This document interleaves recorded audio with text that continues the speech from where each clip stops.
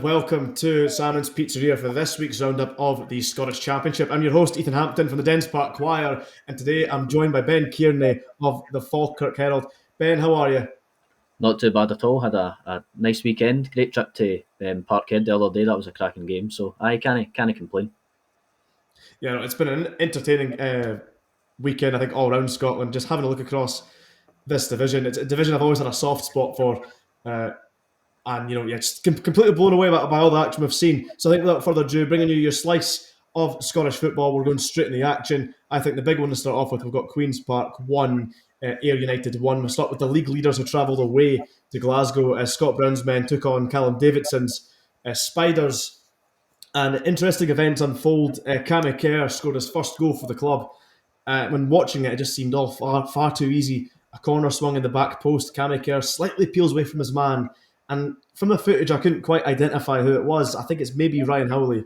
And he just simply darts a step forward. He's lost his man. And the header slips through the goalkeeper's arms. Probably far too easy from Ayr United perspective. But Ayr then, of course, did react. Ben Dempsey, a lovely goal, a defence-splitting pass played from the centre half into the final third. And it just falls nicely in the box for Dempsey from a failed effort to a final delivery. As I say, just breaks nicely for him and he just guides it into the top corner. Queen's Park looked up for it in the first half, but then a bit far too passive in the second. But listen, Ayr United are unbeaten in 10 games now, and they've had a consecutive 6-game winning run in that time. So in the face of it, a draw is maybe not a bad result for the Spiders, despite the fact they initially had the lead. No, I think probably over the piece. I think Callum Davidson probably happy with a point, to be honest. When you look how Ayr United have started the season, I mean they look like the team to beat really alongside probably Falkirk. I actually think it's one of those results. A draw probably doesn't really do much for both teams. I don't think in terms of Ayr United. Obviously, Falkirk have got these games kind of creeping up in hand. So even though they're top at the moment, Scott Brown's probably looking over his shoulders a wee bit in that top spot. And then for Queen's Park, it doesn't really move them anywhere at a point. But I think probably the cold light of day, Callum Davidson will probably be happy enough with a point. It seems like a kind of season of consolidation, I would imagine, for Queen's Park anyway. I think they'll be happy if they're kind of not anywhere near the bottom. Yeah, I mean, as of right now, they sit 5th place and they're closer to moving up than they are dropping down in terms of the league table as it currently stands.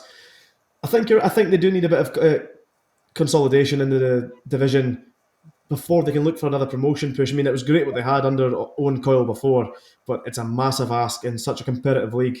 But they've done well, I think, to get a point off Ayr United. I know they would have preferred to have won the fact they had the lead. But listen, Ayr United, they're the team to beat just now. And it's early days, but they're certainly showing their own promotion credentials. I know Falkirk and Livingston will have games in hand whilst Ayr sit top the league, but obviously still a very long way to go.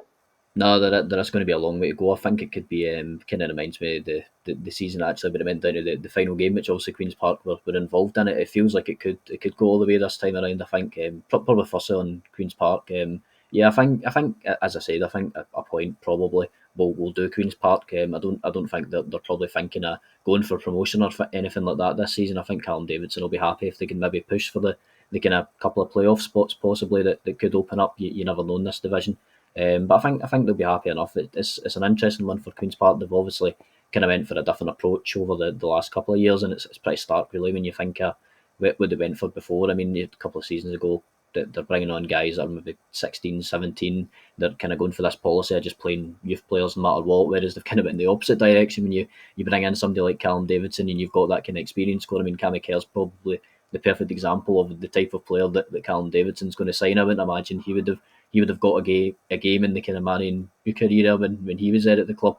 And obviously he gets the goal. He's the type of guy that I think Queen's Park are probably going to rely on this season. But no, certainly for Ayr United, I think they'll be looking at this division thinking if there's ever a time they've probably got a chance of actually winning the championship, it's probably this season. I think the problem is a lot of teams have probably thought that this season that this is the best chance that they're going to ever have, basically, and everybody's kind of pushed the boat out a wee bit. Yeah, no, I mean, I just said, of course, that Ayr United are the team to beat, but Queen's Park, I think, are a very, very interesting side and one to keep an eye on. There's a couple of factors to consider. You touched on Cammy Kerr. Cammy's someone that I've obviously watched for many years, know him quite well in that regard. I think it's a top drawer signing for them. I think he's an established defender in that level anyway. And you've got Zach Livingston, Kevin Davidson, and Falkirk St Johnston in the top flight. So that's a player that he does trust to come up with a good history in the championship. I remember he kind of set the header alight with Falkirk a few years ago. But at Dundee, it just never really quite worked out the same. But Davidson's come in as well, because again, he finds him as a player that he can trust.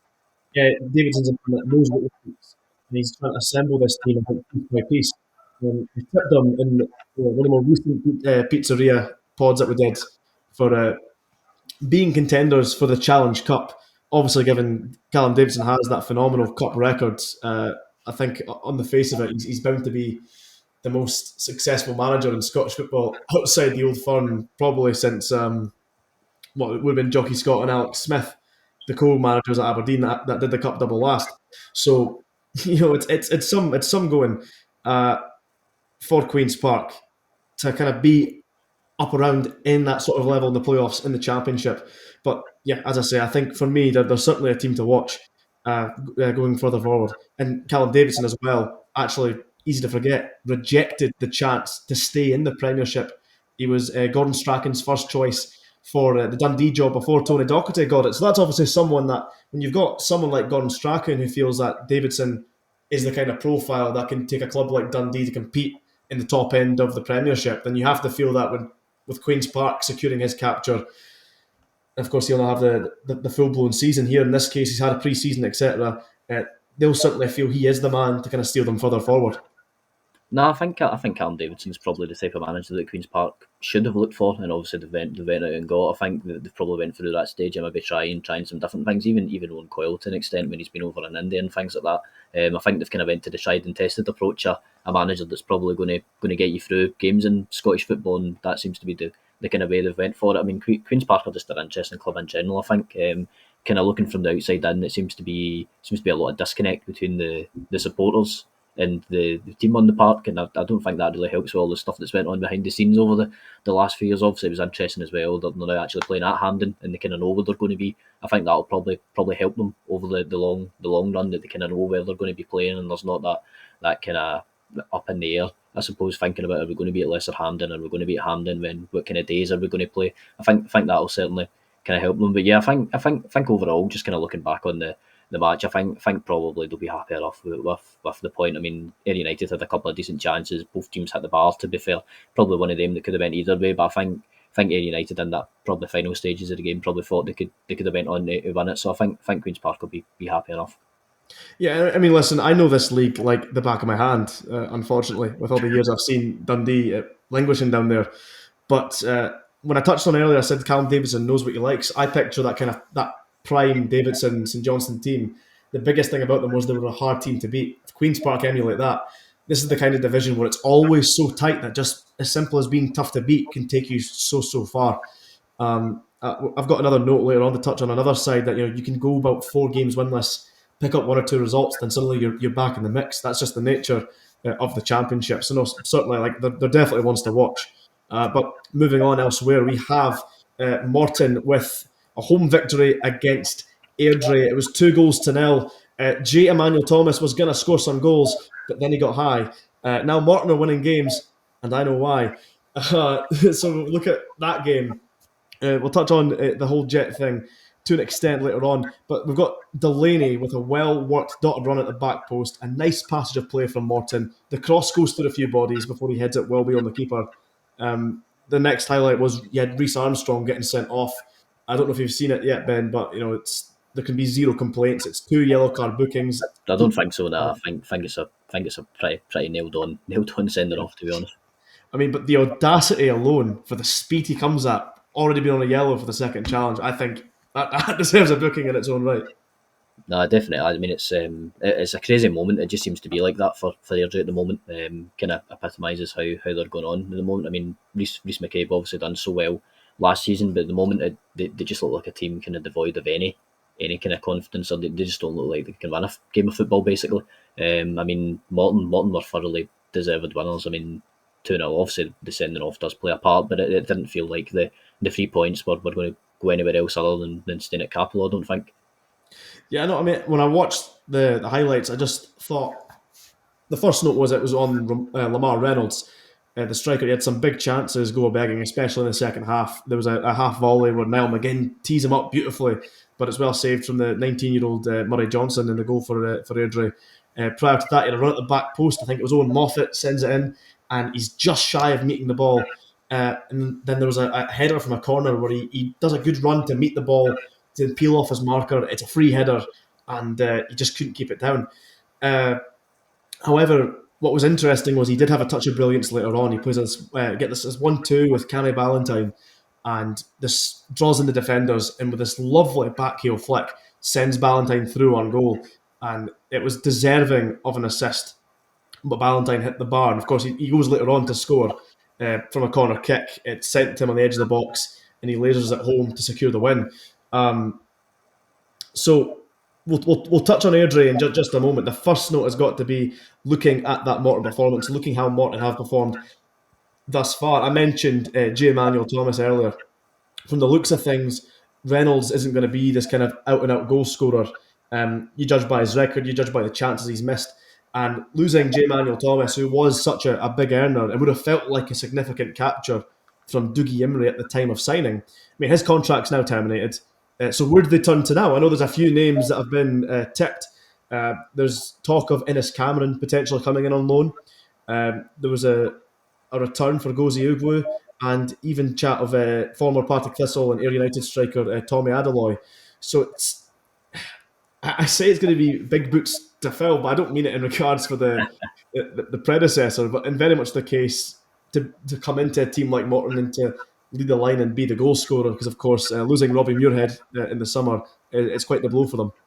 No, it certainly is. I think first of all on J. Emmanuel Thomas, it's kind of a weird one. I mean, I watched them against Falkirk, but they actually played not too bad. Obviously, they lost 3-2 in the end, but I mean, I actually thought it was probably the hardest game Falkirk have had in the championship so far by a considerable margin. They were certainly the team that I thought actually looked probably the best, to be honest. And in that game, J. Emmanuel Thomas, I mean, he kind of had some sort of impact for one of the goals, but by that he basically fell on his arse and just lay down and watched while his teammates managed to put the ball in the back of the net, which is quite funny. I don't think he had too much of an impact, and going by what the fans were saying in the main stand next to the press box, I don't think many of them will be too bothered that he's departed. It's interesting, the names that are linked. It always seems to be the same kind of profile of player. Guys like Innes Cameron are always seem to be kind of linked with moves away from places like Kilmarnock to try and get some game time. I'd imagine any of the players mentioned would probably have more of an impact than the guys that you mentioned, Reynolds, and maybe haven't quite set the header light. They certainly don't look like the type of guys that are going to guarantee you a goal kind of every second game or things like that,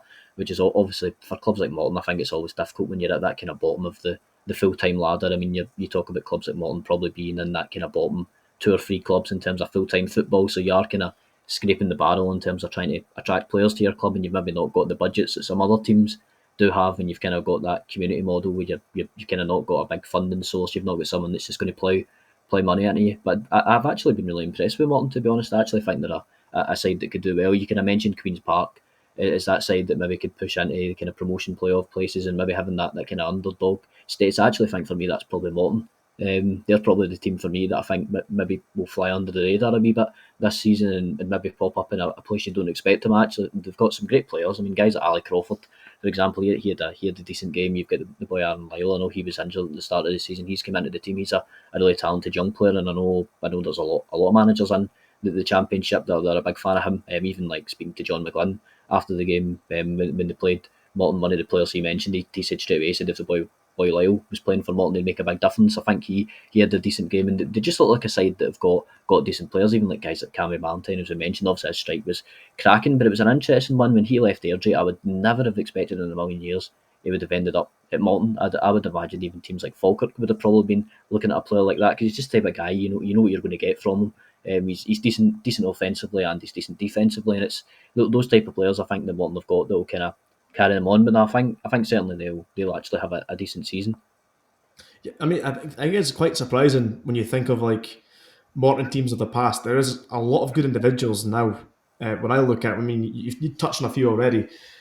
Guys like Ali Crawford and Niall McGinn, for me, there's a lot of creativity there. Even the boy Moffat, I thought looked really lively on Saturday as well.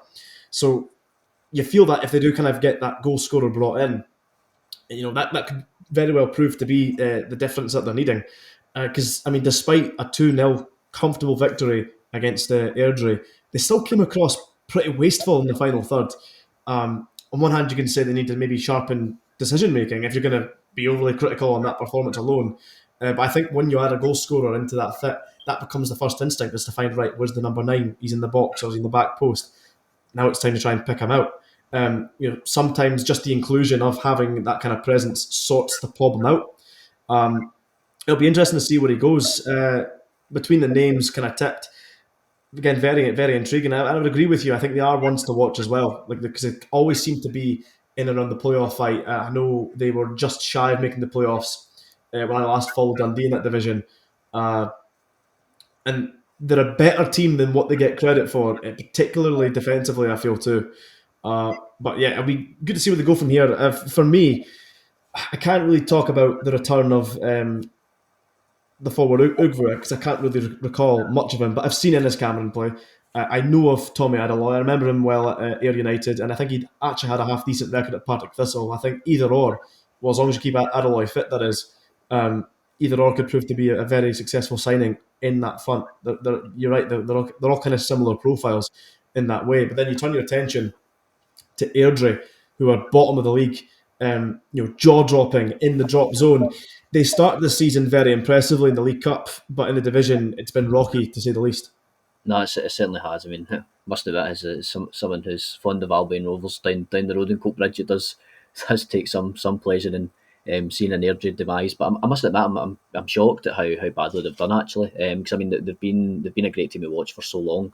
I think it does just get to a point though where you bring in so many kind of younger players, talented guys, technicians on the ball. I'm thinking of guys like Chris Mulcray, guys that you bring in to Airdrie, and you probably look on paper and think, oh, I can't believe they've signed a player like that, somebody that's got so much ability. But when you have so many kind of similar players, and you don't have those kind of hatchet men, or whatever word you want to use, these type of players that you need in the Championship, I think you can be prone to that, where you maybe kind of go on that run. It's also been interesting as well. One thing I've noticed is the fact that Rhys McCabe just isn't playing anymore. He's kind of resorted to actually just being a manager now, and I think he's actually a big miss to the team, because when Rhys McCabe's played, he's played well. But they look in a sorry state at the moment. You just don't really see how they're going to get out of this situation, to be honest. I mean, it doesn't look very good at the moment. They just look like they can't buy a win. And as we mentioned, the kind of red card, it's honestly a team that are not doing very well. I mean, it's a crazy decision from Rhys Armstrong, and it puts his team in a really difficult position. But yeah, they just don't look like a team that can win a match at the moment. They've got a kind of soft centre to them. Even Rhys McCabe, he's kind of been. You get to that point where he's kind of post-match interviews, he's kind of slating the players, basically, kind of quite scathing of the performances, and he's not happy. And when you get to that stage, that's when you kind of wonder, how do you turn things around. I think the good thing for Airdrie probably, and for Rhys McCabe, is that I think they'll probably give him time. We've seen kind of recently, even you look at Stephen Naismith at Hearts, you don't get much time in Scottish football. But I think the people at Airdrie will probably have the sense to give Rhys a wee bit more time. They're certainly not down and out. I mean, you look at the table; it's so tight. It's what we mentioned. Airdrie could go and win the next 2 games, take 6 points, and they could probably end up in the playoff places up the other end. It is one of those leagues, but at the moment it doesn't look great for Airdrie. I'm not seeing many signs that they could go on and go in some sort of run. Yeah, I mean, it's quite the fascinating tale with Airdrie. You think they were kind of banished in the third tier for so long. In comes Rhys McCabe, finally gets that long-awaited promotion. Excellent record across all the cups, winning the Challenge Cup last season. They get this reputation for being this lovely footballing side, deservedly so. And yeah, he's bound to have credit in the bank as a result of that, and to get time to turn it around. Because you're right, you get time in the Championship. It takes very little to get back into the mix of things, because the league is just so tight. But here's an interesting question I want to raise, because I was briefly on the Premiership pod last night, very briefly, and there was talk in regards to the St Johnstone job. Rhys McCabe's name has been tipped. So the question I'd like to raise here is, because I personally, I don't think he would want to leave Airdrie. I think he still has more ambition with the club. However, should an offer come in, can he risk to miss out on going into the Premiership when his stock is currently under the threat of taking some damage? And again, that's under the assumption that he would be offered the job. Of course, I think as things look, they're maybe eyeing up Andy Kirk for the role over at St Johnstone. But I would like to hear your thoughts on that. No, I think it's interesting. I think for a lot of people, they'd probably like to see the appointment of someone like Rhys McCabe at a club like St Johnstone. I think it would definitely be something a bit different from the norm. For me, the first thing is, do I think St Johnstone would go for someone like Rhys McCabe? To be honest, I think there's absolutely no chance. I just can't see it. It doesn't seem like the type of profile of manager that St Johnstone would go for. I would be very shocked if they did. And to be honest, I'm the same as you. I'm not quite sure if Rhys McCabe would be completely interested in the St Johnstone job either. It seems like a club that's on a downward trajectory, whereas Airdrie seem like a club that even at the moment, obviously they've not had the greatest at times this season, but it seems like a club probably on an upward trajectory. I wouldn't imagine that it would happen, but it would be interesting to see. I think it would probably be a good move. I think Rhys McCabe's someone who would certainly bring a different style of play to St Johnstone. That's probably putting it lightly, considering having to watch Craig Levine's football over the past couple of years. I think the fans would certainly be happy. Whether it would work out or not, I'm not sure, but it would certainly be a bit bold from St Johnstone. But I really can't see it on both parts. I can't see St Johnstone going for someone like Rhys McCabe, and to be honest, I'm not sure if Rhys McCabe would probably be interested in the St Johnstone job either. I mean, it's without sounding too disrespectful, it's not exactly the most glamorous job in the world. I wouldn't say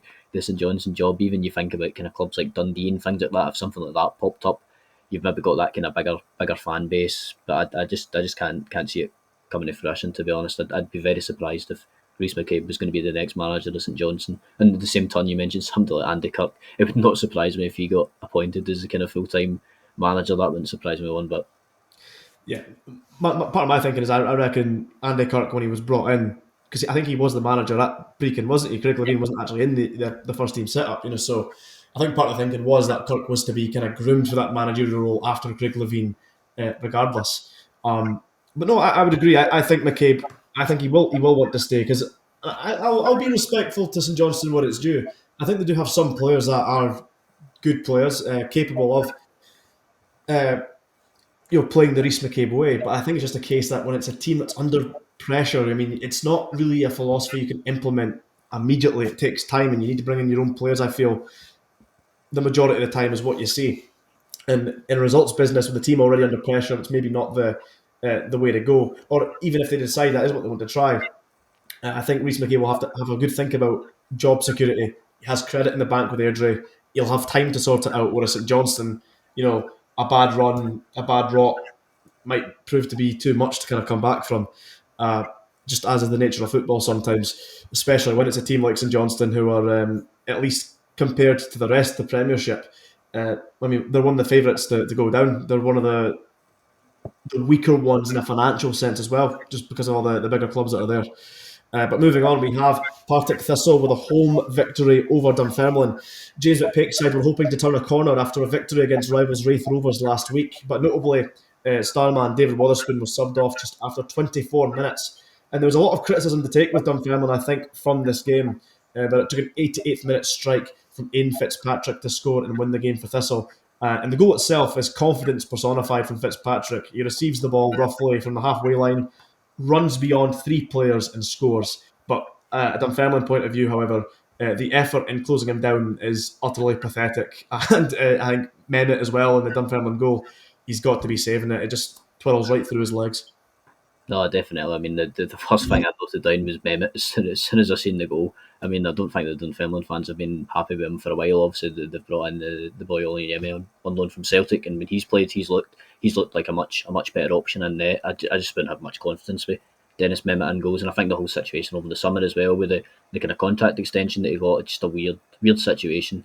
And I mean, it is just one of them. It kind of squirms under his legs, and you just think you've got to do better with that. As you mentioned, to be fair, it would help if some of the Dunfermline defenders actually tried to at least take the ball off Ian Fitzpatrick. That would probably help. It was a cracking goal from him, I suppose. You've probably got to give the credit to the attacking player there. I mean, it's the last moments of the game, and it'd be very easy to try and pass it off to someone, or maybe don't take that sole effort on in case you don't score, but he's got the confidence to kind of take it on.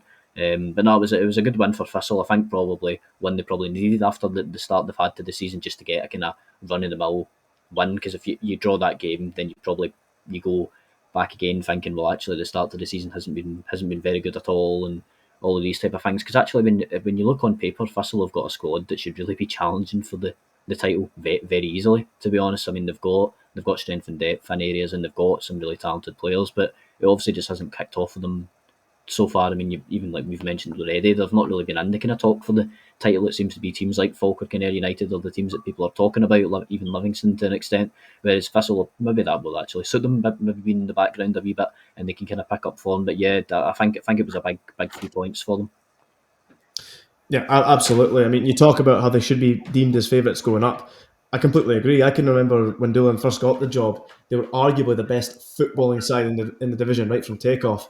But obviously, part of the struggle when you manage a team like Thistle and you do well is the struggle of keeping a hold of your key players. I mean, immediately after that first campaign with Doolan, he's lost the likes of, I know Kyle Turner's back now, but they initially lost Kyle Turner last season alongside Scott Tiffany. Fast forward, they've lost Jack McMillan, Kevin Holt. These are guys that are, it's a very hard task to replace them. But what I do quite like about his recruitment is that he brings in players who are looking to prove a point. And I've got a few to actually list off. And I do say it with the full knowledge that the three that I've happened to pick didn't start for Thistle on Saturday. But I just thought it was quite interesting reading through. And there was Lee Ashcroft who came off the bench, who in the last few seasons he spent in that division was established himself as one of, if not the best centre half in that league. And like I say, I know he was on the bench, but I don't think he'll stay there. He's failed to stay in the top flight, so he has a point to prove that he can get back into that division. Likely with Partick Thistle, an ambition shared by the club, shared by Doolan, and you've got Dan Mackay, who ever since signing for Hibs, when he broke out the scene in Inverness, he's kind of failed to really kick on. I know he was a bit part player with Kilmarnock when they won the league. Dropped down with Livingston last season in the Premiership, albeit he was a regular in the first team. The feeling is you get him up and firing in the Championship and he could prove to be a very valuable asset. I mean, he's only 23 and he's not that far away from 200 senior appearances. So if he's going to pop, you think it would probably be this spell with Partick Thistle. And I think at the time of recording, he's yet to play in the league for Thistle. I'm not sure if that's down to injury because I know he's played in the League Cup. And the last one I thought I'd take note of is guys like Logan Chalmers, another one, came off the bench. Done well at loan spells in that division, but could never seem to really win approval at old parent club Dundee United. So players that have a point to prove, and Partick Thistle I think have a point to prove as well. They know how good of a team they can be. They've demonstrated it, I think, half the time they've been on the BBC, those Friday night games. But it's just a case now that they've got to kind of grind out those performances consistently. And it may just be a case that once they get everything clicking, that's when they'll be a force to reckon with. Because as you say, it's been a very sugary peg start to the season. No, it has. I just think it's interesting. You even think kind of player movements and things like that as well. It seems to be that a lot of people seem to think Thistle are probably the best bet to go up. I mean, I'm thinking of guys like Dan O'Reilly, who the Thistle fans at the moment seem to be raving about at the back. You even think of last season. I mean, he obviously joined Rafe on a short-term deal, and then he decided to go for Partick Thistle over Rafe because he obviously thought they had a better chance of going up, even though Rafe were the ones that looked like they were really challenging Dundee United for the title. And it's interesting how things like that happen. And then you even think of it this season as well, the same thing in terms of Kanayo Megwa, who's obviously joined on loan from Hibs, and you hear the kind of rumour mill that maybe Rafe Rovers were interested in him, and obviously Rafe Rovers have put a squad together this season that they think could probably challenge for the title. Obviously they just missed out in promotion last year, and then he goes and joins Partick Thistle on loan, and obviously you probably take from that the parent club Hibs and the player himself probably think that Thistle have got a really good chance of being in that promotion mix. They do just have a squad that should be challenging for that top end. I mean, even the players you've mentioned, that probably the easiest way to describe it is I've thought of players that aren't even the ones that you've thought of just because they've got so much talent. I mean, even the guys they've brought in on loan as well seem to be decent. The boy Terry Ablade up front, who's played alongside Brian Graham, he looks like a real weapon up front. I mean, the guy is so fast, unbelievably fast. In the game against Falkirk, when he came on, he made a massive impact, and he looks like a player that could really help them this season. Obviously, Brian Graham, I don't think scored as many goals as he would like so far, but certainly he's the type of guy that he's going to end up with at least, kind of 10, 15 goals towards the end of the season. You would imagine. You'd be really surprised if he doesn't. But there's so many guys in the team, even at the other side mentioning Megway, guys like Harry Milne. I mean, he could easily play for kind of lower end Premiership teams, you would imagine. I mean, the guy's stock has been extremely high, and ever since he's kind of came from Cove Rangers, he's been excellent, and he looks like certainly one of the best fullbacks in the 4 divisions in Scotland. So they just get so much. They've got so much talent in their team. You'd just be shocked if they weren't in the equation at the end of the season. But I mean, once again, I suppose the frustrating thing probably for Crystal and the Thistle fans is that they've only won the game 1-0 against the Dunfermline side, who, to be honest, don't look like they're up to too much. I know they won that derby game, but I mean, it was dreadful. It was absolutely dreadful. I mean, Rafe Rovers get a guy set off, and that probably changes the game. But otherwise, I mean, Rafe actually done really well to restrict Dunfermline. They didn't really create that much. I'd be worried if I was a Dunfermline fan. Put it that way. Yeah, I mean, and I read the criticism from James McPake. He kind of felt that they were tough to break down, but to his words, it meant nothing if you don't know how to rest on the ball. So I think that kind of translates to just the inability to kind of hold on to possession and just kind of running down the clock, I suppose. Yeah, I mean, you touch on Dunfermline. They're in a rock and a hard place, aren't they? Because where do they go from here exactly? They're joint bottom on points. The club is up for sale. I'd like to think if they can get a buyer in and back the manager in January, they'd be fine. But there may be a race against time for James McPake.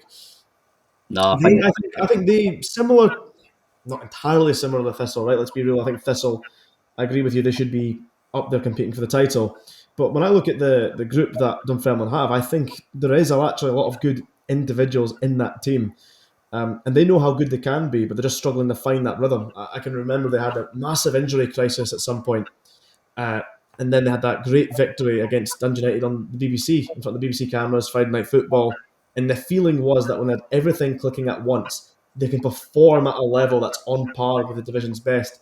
So I'd like to think that McPake does have a bit of credit in the bank. I would like to think there's a bit of sympathy for, again, what seems to be going on at the club, because I think, well, not that I think, I know it's been kind of well regarded that they've been very well behind in regards to the transfer market. They're struggling to compete with teams in their own division. They've missed out on so many top targets. I mean, the scenario is if you look to then move on to another manager and you can't back them, the feeling is you probably still stagnate. But at the same time, if results aren't coming in, it's that old classic tale in football: change is inevitable.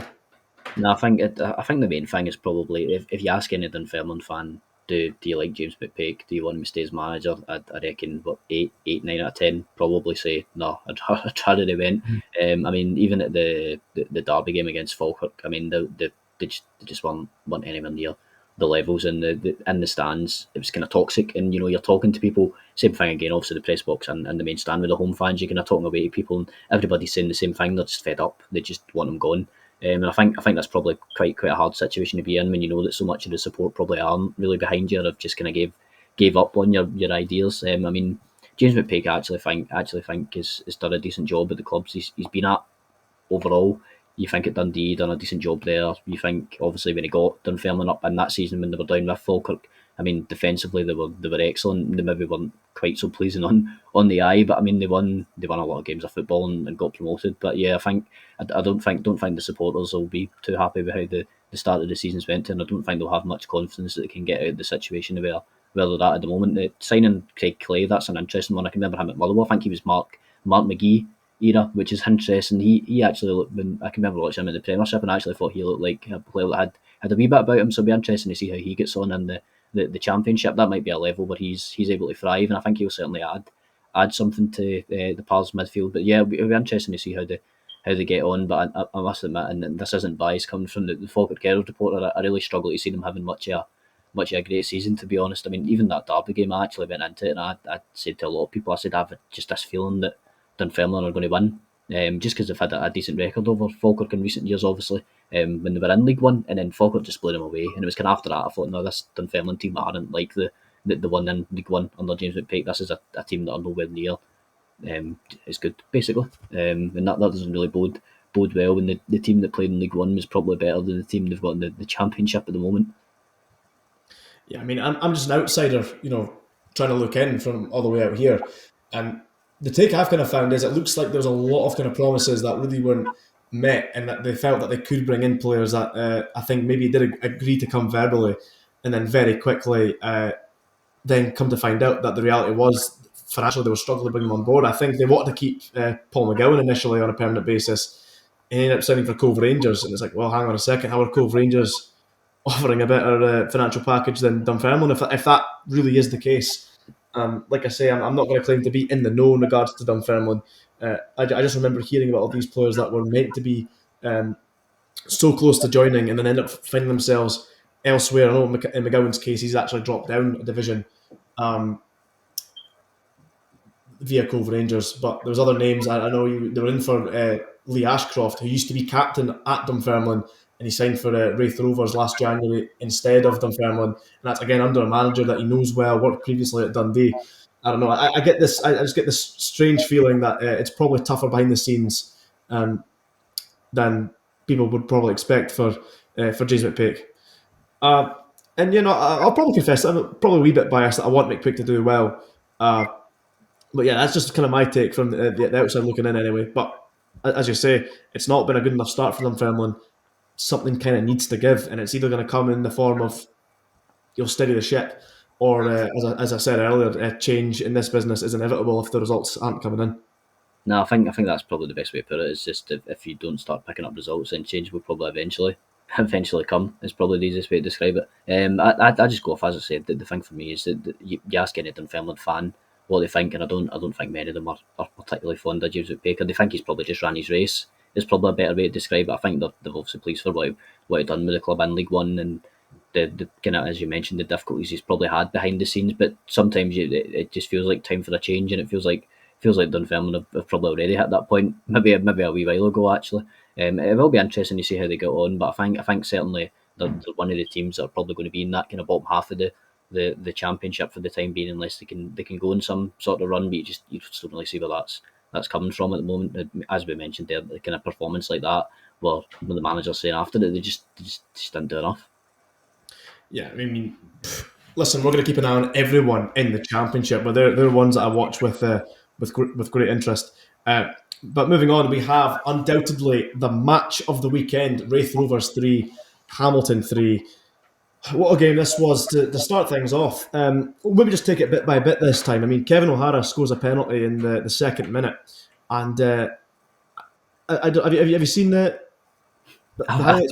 I actually thought it was hilarious. It was I think actually Neil Collins mentioned it post match as well, and I counted the same. I think there was 3. I think you can count 3 errors leading up to the goal. I mean, it was under a minute. I mean, it's just one of the worst goals you could possibly concede. I mean, it was just calamitous. Like the Liam Dick when he kind of makes that kind of push over and he starts tumbling over, and you think this is only going to end one way. And unfortunately, I mean, Kevin Dabrowski was obviously an ex-Hibs goalkeeper, and a lot of fans were actually disappointed when he left. I must admit, I've never been quite as convinced as other people by Kevin Dabrowski. I think he makes a lot of rash decisions. He comes out straight away. I mean, as soon as that kind of highlight started, straight away I was like, oh well, I can see, I know exactly what's going to happen here in my head, and it played out exactly what I thought. I said that there'll be the exact thing that will happen here is that the ball will bounce about, there'll be indecision, and Kevin Dabrowski's going to come out and wipe him, and that's exactly what happened. And it was just a shocker. I mean, if there's a way to start the game, it's definitely not that. Yeah, no, I feel for Dabrowski in the sense that it's unnecessary pressure to put him under when Liam Dick's attempt to play the ball back. I feel it's kind of basic level. Don't let the ball bounce. And in his case, just he has to clear his lines. There's got to be a bit of common sense here where it's like, all right, okay, defender on my tail, just get rid of this. And he's invited the pressure. Dabrowski's commit the foul. It's a penalty. O'Hara steps up. He scores. And then the response, Lewis Stevenson scores goal of the weekend. It has to be a sweet half volley into the top corner from outside the box. The movement is Roberto Carlos-esque. And then Wraith, shortly after, they go ahead. Dylan Easton picks out Finlay Pollock with a beautiful pass. Pollock rounds the keeper and scores. And then they're 3-1 up. Aidan Connolly with a cross. That's beat away from Linus. But then Dylan Easton's there to tap it home. And simply put, Linus has to do better there. Now you're 3-1 up at home. You're not going to get many better chances to win than that. But Neil Collins, he's going to have to wait for that first win because Connor Smith lifted the ball in off the post to pull one back. And then at the death, Ollie Shaw with an acrobatic effort proved to be the equalising goal. And I mean, that one was also a bit of a shambles defensively as well. It was 2 acrobatic efforts in the space of like 5 seconds. The first one saved. It's just rebounded straight to the next one. Second crack at it. And there you go. They've got them away with the result. No, it was. I mean, it was a crazy game. I mean, probably as you mentioned, to kind of go for it bit by bit. The first thing, Lewis Stevenson's goal was an absolute beauty. I don't think Lewis probably scored as many good ones as that. I can remember one against Rangers at Ibrox, which is kind of similar to that, but nowhere near as powerful. But I think my favourite part about that was the fact when he celebrates, you can tell he doesn't know what to do. He's like, he just he hates the limelight. He hates any attention being on him, and it's brilliant because you can see he's like, oh god, I'm going to need to celebrate here. I've scored like a class goal. There's no way I can like not show some sort of emotion after scoring that. It was cracking. I mean, it's just so frustrating for Rafe and Neil Collins. I mean, I think you saw what they can do as a team and how they can be good. I mean, Dylan Easton had a great game. He was kind of back to his best. That kind of reverse pass through the lines. I mean, that's exactly the type of thing you'd expect from him for the boy. Finlay Pollock, and actually thought he did well when he came on as well. Obviously disappointing for Lewis Vaughan to come off. I think that's a massive blow. And with the kind of injury record he's had, you're always worried that it's going to be something really bad. I mean, the guy's just been through so much, and you kind of feel for him when you see him go down straight away, and you kind of automatically assume it's going to be something probably bad. So I'm hoping, touch wood, that he won't have anything too kind of long term in terms of an injury. But obviously, Finlay Pollock came on and done really well. I actually thought Rafe were okay in the game. I mean, Neil Collins kind of pointed on it afterwards. I mean, what do you say to the players after that when they played so well? Because there's absolutely no way that you should play like that and come away without the 3 points. But I mean, as you mentioned, the goals at the end are just crap. I mean, the first one is kind of weird. It's the same thing again. Dabrowski kind of dives into it weird. He kind of falls into the back of his own net almost. It kind of feels like slow motion when the ball's kind of hooked over and goes into the back of the net. And then the last one is just calamitous, as you mentioned. I mean, they've somehow given Aki's the time and place, so they've got time to have kind of two acrobatic efforts, and all he shows basically right in the middle of the goal, and then even then it kind of goes right through the palms of Dabrowski. I don't think he could have done too much about it, mind you, but just crazy really. I mean, that's a game that Rafe should have won, and it just keeps them down that kind of bottom area of the table, and you heard the kind of boos at full time. It just makes for that kind of bad atmosphere around Starks Park at the moment, which probably isn't going to go away until they start picking up results. Yeah, I mean that could be a saving grace for Hamilton as well, because Hamilton are down in that fight as well.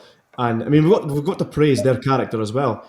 When you're 3-1 down away from home, it's quite easy for players to maybe go hiding, for a team to maybe kind of shell out. But in their case, they fought Wraith Rovers until the end, and got a result which could prove to be monumental. Because I mean, the longer that teams like Dunfermline and teams like Wraith Rovers struggle, that could prove to be massive for Hamilton, that have obviously the aspiration to try and consolidate themselves back in the championship.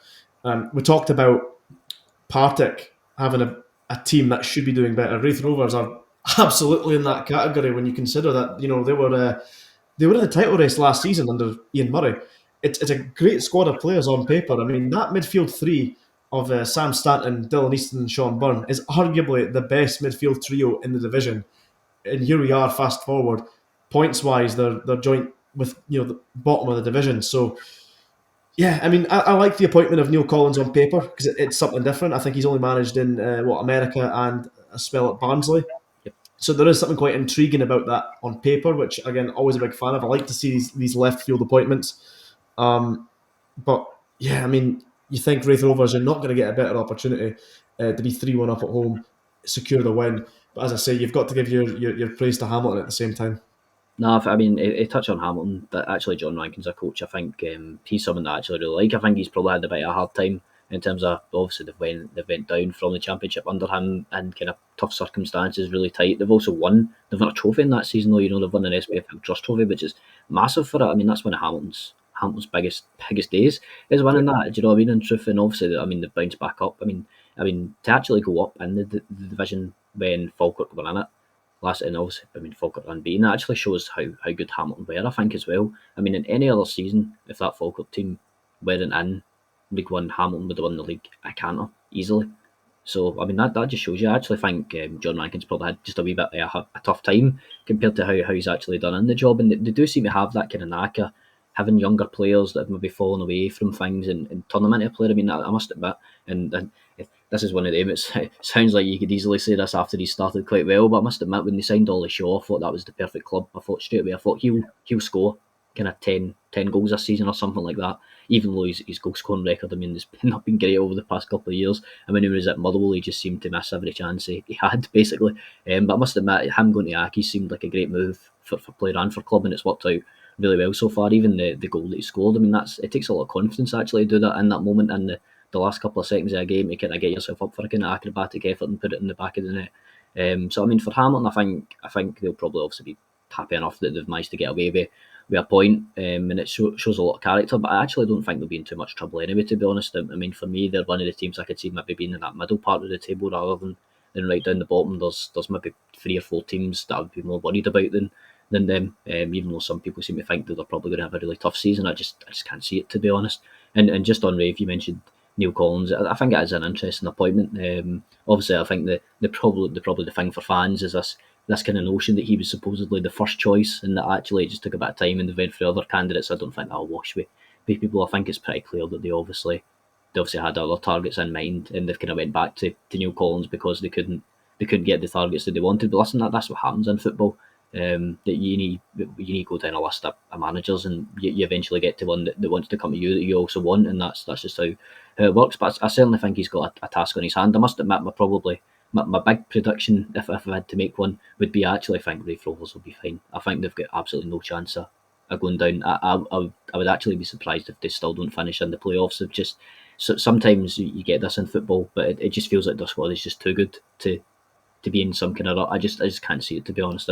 I'd be shocked if they were still in the kind of same area they're in a couple of months' time. I really would. I'd imagine they could still easily push into the kind of top 4 of the division. I'd be shocked if they didn't towards the end of the season. I mean, it would be a catastrophe, really.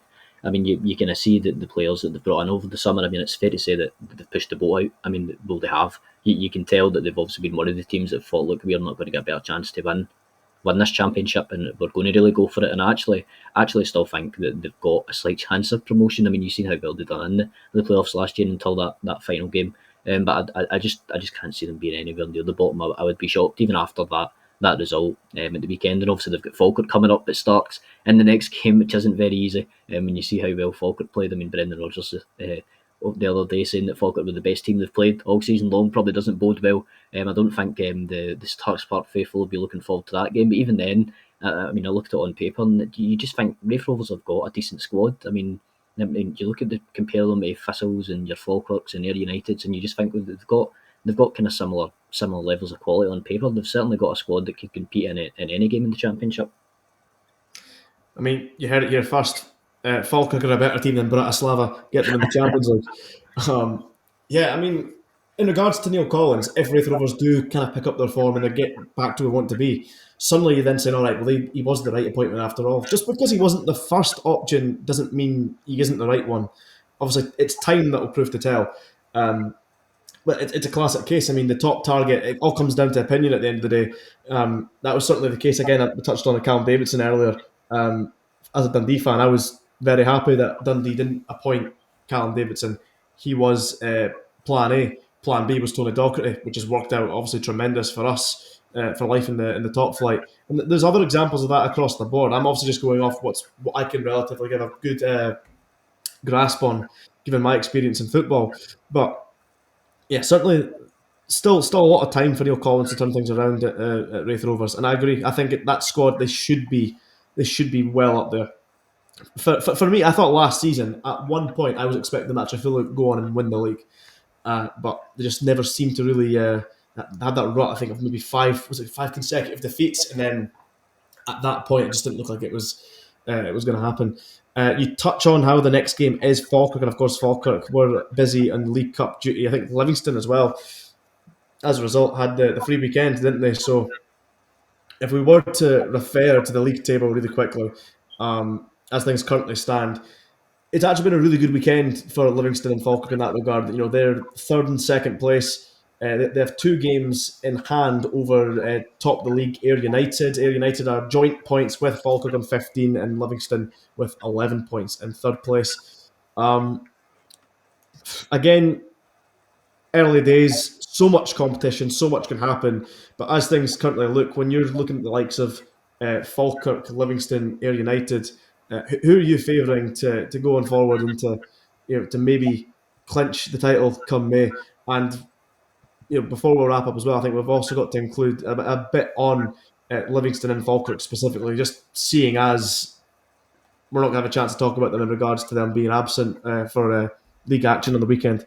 No, but did you know, interestingly, obviously, the rearranged game is coming up not too long, actually, in midweek between Falkirk and Livingston and Falkirk. I think that'll be a really interesting one. I think that'll probably give me a gauge of where I think maybe the league could probably go this season in terms of two teams that I think would be right up there. It'll be interesting to see how both go on. I think David Martindale will probably be happy enough with the start to the season that Livingston have made. Same kind of thing. You look on paper at the squad they've got, and they've certainly got the ability to be right up there. And I think he's the type of manager as well. He's not going to be too bothered about the fact that they're not sitting top already or things like that. I think he'll be quite happy to work away in the background and just kind of take his team week by week and kind of pick up results and see where it takes them. But I think they'll probably think they have a decent chance of going straight back up to the top flight. Obviously, it helps as well with the money that trickles down. I mean, your parachute payments, even your UEFA solidarity payments and things like that. I mean, the Livingston have certainly got an advantage over every other club in the division. But no, I think they'll be happy enough with where they are on the table at the moment, and they'll certainly be thinking that they've got a decent chance of promotion. And just to mention Falkirk, I think at the moment you probably actually have to put them as favourites for the division.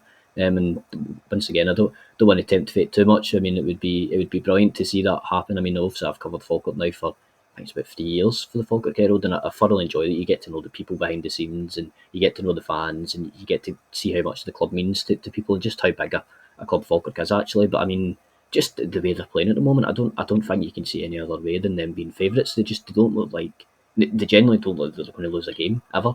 I mean, they went to Parkhead and they were deservedly leading at half time, which is just nuts. I mean, Celtic had all the ball, but Falkirk scored two cracking goals, and you look at the team, the kind of spirit they've got and the quality, and I can't see past them at the moment. The big thing for me would probably be Ross McKeever going off injured is massive. If he's out for any period of time, I think that totally changes the kind of complexion for Falkirk, because he's just so crucial to the team in that attacking area. I mean, the difference between Ross McKeever being on the park and Gary Oliver being stuck up front against Celtic is probably where I think the game kind of switched in Celtic's favour, taking away the £20 million worth of subs that came on.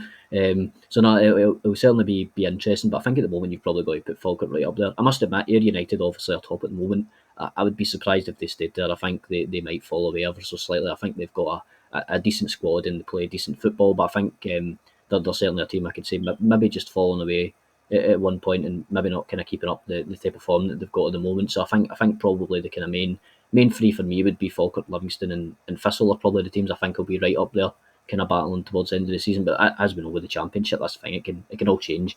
It can all change in a couple of weeks. Falkirk going to run a 5 games without winning. It's that type of league. I mean, I love that your advantage for Livingston happens to be budget related. I mean, that's wow.